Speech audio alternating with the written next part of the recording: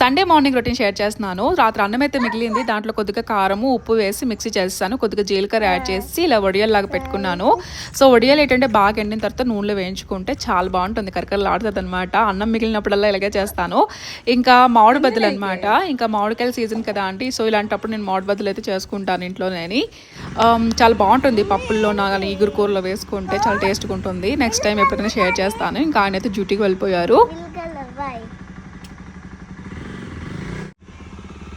ఇంకా ఈరోజైతే చాలా పనులు ఉన్నాయండి. ఈ సాటర్డే సండే అంటే అసలు ఎలా అంటే పనులన్నీ కూడా ఒక్కసారే కనిపిస్తుంటాయి అనమాట. ఇంకా బట్టలు అయితే మామూలుగా లేవు. సో అవన్నీ కూడా ఫోల్డ్ చేయాలి. ఆల్రెడీ ఒక చిన్న క్లిప్ అయితే షేర్ చేసి ఉంటాను నేను.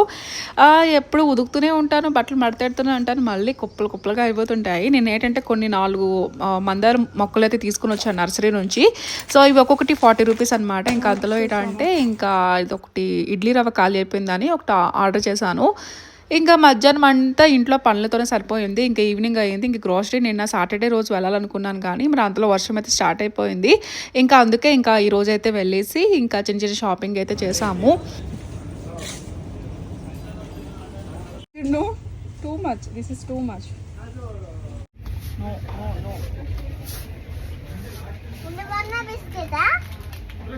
మీ పిల్లలు కూడా ఎలా చేస్తారా? ఇంకా తను వచ్చిన వెంటనే ఫస్ట్ ఏంటంటే ఈ సెక్షన్ ఫస్ట్ వెళ్తుందండి. ఇక్కడ ఏంటంటే ఫ్రూటీస్ ఉంటాయి అనమాట, మిల్క్ షేక్స్ అవి. ఇంకా చూసారా, బిల్ కూడా చేయించలేదు. అప్పటికే తాగేస్తుంది. తర్వాత చూసినప్పటికి షాక్ అయిపోయాను, తాగేస్తుందని. ఎప్పుడు అంతే, ఇదే పని అనమాట. సో ఇంకా ఏం చేస్తాం, మళ్ళీ అడితే మళ్ళీ ఇంకొక బాటిల్ పట్టుకెళ్ళి అక్కడ ముందు బిల్ చేయించి అప్పుడు మళ్ళీ అక్కడ పెట్టి ఇంకా ఇది ఇవ్వడం అయితే జరుగుతుంది. సో తనకి కావాల్సినవన్నీ ఫస్ట్ వేసుకుంటుంది. బిల్లింగ్ చేసేటప్పుడు అసలు నేను చూసేటప్పుడు నేను ఏవి కావాలి ఏంటో అని చూస్తాను. సో సమ్ టైమ్స్ ఏంటంటే మా హస్బెండ్ లైన్లో ఉంటారనమాట అక్కడ. సో తను ఏంటంటే నేనే అవన్నీ కొన్నానేమో అనుకుని అన్ని బిల్ చేస్తారు. సో ఈసారి కూడా అలానే అయ్యింది. ఎక్స్ట్రాగా నేను వేస్ట్ ఐటమ్సే ఇంకా నేను అన్నిటికీ బిల్ చేస్తున్నాను అనమాట. అన్ని తిండి సామాన్లేని. యాక్చువల్గా నాకు ఇలాంటి తిండి సామాన్ల మీద అసలు ఇంట్రెస్ట్ లేదు. జున్ను అయితే అసలు తింది ఊరికి వేస్ట్ చేస్తుంది. ఇంకా ఇంటికి వచ్చిన తర్వాత చూసారు కదా, మరి క్లైమేట్ అయితే మామూలుగా ఉండదు. ఇంకా మైసూర్లోన క్లైమేట్ ఎలా ఉంటుందో మీ అందరికీ తెలిసిందే కదా. అందుకే వేడి పకోడీ అయితే చేశాను.